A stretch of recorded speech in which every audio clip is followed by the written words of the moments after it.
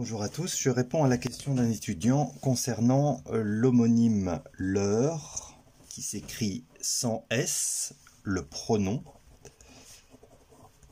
et leur, qui s'écrit avec un S, parfois l'adjectif possessif.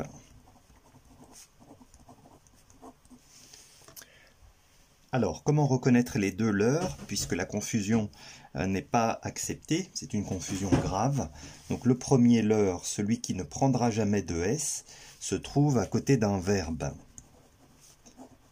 Exemple, je leur demande s'ils ont fini. Donc ici, on reconnaît le verbe demande, c'est primordial effectivement de reconnaître le mot qui est à côté du leur. Donc ici, il s'agit bien du verbe demander.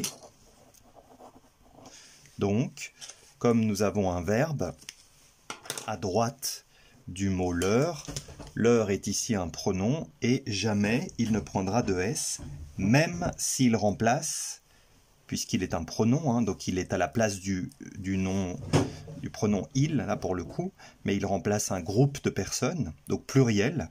Même s'il remplace un pluriel, le pronom leur ne prendra jamais de S.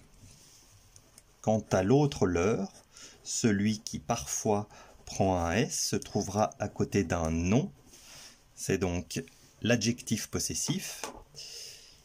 Par exemple, ils prennent leurs affaires. Ici, affaire est un nom, une affaire.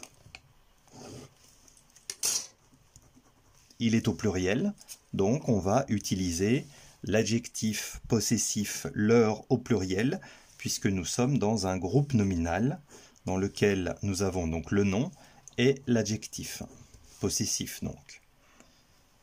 D'accord ? Quand le leur, en tant qu'adjectif possessif, ne prend pas de S, c'est quand il est à côté d'un nom au singulier.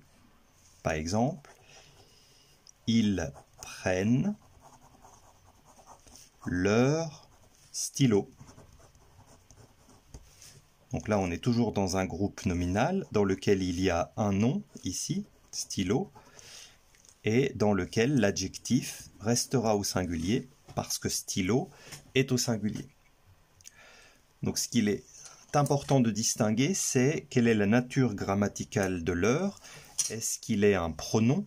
À ce moment-là, il sera à côté d'un verbe et il ne prendra jamais la marque du pluriel. Ou est-ce qu'il est un adjectif? À ce moment-là, il sera à côté d'un nom et il prendra la marque du pluriel si et seulement si ce nom est au pluriel.